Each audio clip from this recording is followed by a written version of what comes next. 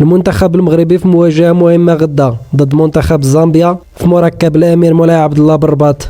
من بعد التعادل الأخير ضد مالي، الجمهور المغربي كيتسنى ردة فعل قوية من الأسود باش نضمنوا التأهل وحنا في صدارة المجموعة. شنو هي التشكيلة المتوقعة للمنتخب المغربي في مباراة الغد؟ شنو هي نقاط القوة وضعف منتخب زامبيا؟ وشنو هي الأخطاء اللي من الواجب على وليد الركراكي يتفاداها؟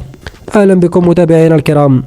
المنتخب المغربي فهو غيواجه منتخب زامبيا غدا برسم الجولة الثالثة من دور مجموعات كأس إفريقيا للأمم المغرب 2025 من بعد النكسة اللي كانت في المباراة الماضية ضد منتخب مالي والتعادل بهدف لمثله، ومن بعد الفوز في المباراة الأولى على منتخب جزر القمر بهدفين مقابل لا شيء في مباراة لم تقنع الجماهير المغربية.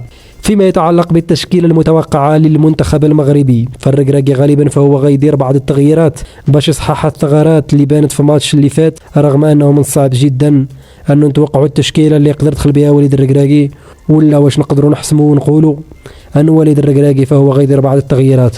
عموما في حراسة المرمى فمن المتوقع جدا انه يكون ياسين بونو، في خط الدفاع نصير مزراوي، نايف أقرد، جواد اليميق، انس صلاح الدين، او يقدر يلعب باشرف حكيمي اذا كان واجد مكان نصير مزراوي. فيما يتعلق بخط الوسط فمن المتوقع جدا انه يبدا وليد الركراكي بسفيان امرابط رغم كل الانتقادات اللي كيتلقاها، الا انه دائما يصر على اللعب سفيان امرابط اللي ما كيساعدش المنتخب المغربي في بناء الهجمه وفي حل دفاعات ديال الخصوم، خاصه تلك المنتخبات اللي كتلعب بدفاع منخفض. امام سفيان امرابط فغيكون عز الدين أناحي ونائل العناوي. في خط الهجوم فغيكون ابراهيم دياز، واتوقع انه يكون عبد الصمد الزلزولي، وفي راس الحربه اتوقع يلعب يوسف نصيري مكان ايوب الكعبي اللي ما قدمش شي حاجه كبيره في المباراه الماضيه.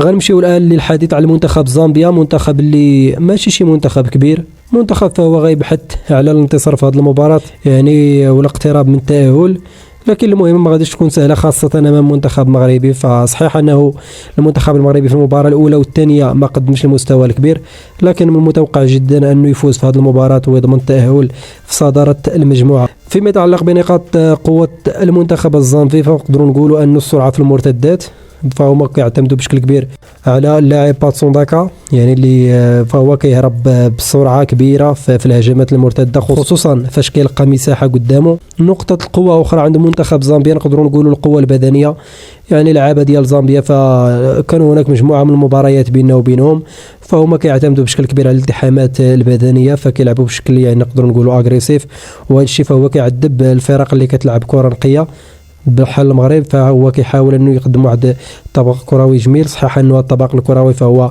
ما كنشوفوش حاليا، لكن عندنا مجموعه من اللاعبين يعني كيمتازوا بهذه الميزه، كيحاولوا يلعبوا يعني كرات قصيره بينهم، وهذا الشيء نقدروا نستافدوا منه، خاصه وانه منتخب زامبيا فهو عنده واحد البطء كبير في التغطيه الدفاعيه، يعني الدفاع ديالهم نقدروا نقولوا انه ثقيل، خاصه كما ذكرت الى لعبنا ديك الكره القصيره اللي كتكون خاصه ما بين ابراهيم دياز وأناحي وايضا نصير مزراوي، فنقدروا نشوفوا شي حاجه ان شاء الله في مباراه الغد ضد منتخب زامبيا.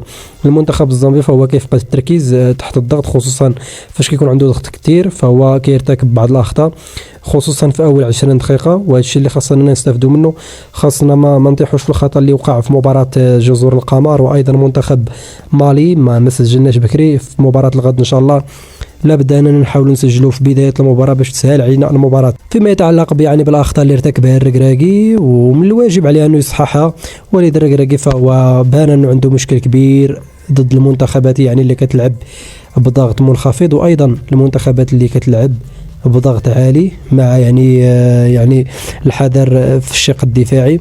هذا الشيء اللي واجهناه ضد منتخب مالي فلقينا صعوبه كبيره. النجاعه الهجوميه ديال المنتخب المغربي فنقدروا نقولوا انها قليله، بصح كنكريو مجموعه من الفرص ديال التسجيل، ولكن ما كنقدروش نماركيو. بعض المرات كنماركيو بيت ولا جوج، ولا في مباريات اخرى فاحنا كيكون عندك واحد العجز كبير باش نسجلوا. هذا الشيء اللي وقع في المباراه الاخيره ضد منتخب مالي. نقطة أخرى فمن الواجب على وليد الركراكي أنه يصححها، فهي يعني التأخر في التغييرات. صحيح أنه كيكونوا بعض الأخطاء في التشكيلة الرسمية اللي دخل بها وفي الخطة اللي لعب بها، لكن من الواجب عليه أنه يدير بعض التغييرات، يعني كيكون أخطاء يعني في التشكيلة الرسمية، لكن من بعد ما كيبان ليه الماتش يعني نقدر نقولوا في اتجاه ديال المباراة فهو كيحاول يدخل دماء جديده باش تقدر تعاونوا باش يحقق الانتصار. وهذا الشيء اللي ما كنشوفوش من عند وليد الركراكي، فهو كيتاخر بشكل كبير في التغييرات حتى ديك 20 دقيقه الاخيره من المباراه. الخطر الكبير ولا نقدروا نقولوا المشكل الكبير عند وليد الركراكي فهو ذكرته المنتخب المغربي تحت قياده وليد الركراكي، فهو كيلقى صعوبه كبيره ضد المنتخبات اللي كتلعب يعني بدفاع منخفض ويعني بكتله دفاعيه منخفضه. وهذا الشيء نقدروا نقولوا انه كاين بعض الحلول ديالو، ممكن نقدروا نقولوا الكرات العرضيه والكرات الثابته اللي ما استفدناش منهم بتاتا في المباراه الاولى ضد جزر القمر، وايضا المنتخب الثانيه ضد منتخب مالي. يعني التسديد من بعيد فهو كنشوفوه قليل وبزاف، ما كنعتمدوش عليه بشكل كبير. الاعتماد على الأجنحة في بعض المباريات خاصة مباراة مالي فما كانش ديك الفعالية الكبيرة. كانت نقدروا نقولوا نقاط القوة ديال المنتخب المغربي في المباراة الماضية فكان صلاح الدين ونايل العناوي، وبالنسبة أقل نقدروا نقولوا نصير مزراوي. في الختام فمباراة منتخب زامبيا ضد منتخب المغرب غدا فهي غتكون مباراة صعيبة، هي ماشي مجرد مباراة ديال 3 نقاط، بل هو امتحان حقيقي لوليد الركراكي، خاصة من بعد يعني الانتقادات الكثيرة اللي تعرض لها في المباراة الماضية ضد منتخب مالي. الجمهور المغربي ما غيقبلش بأقل من أداء مقنع ونتيجة مريحة، خصوصا وأن الماتش ملعوب فوق أرضنا وحنا البلد المنظم.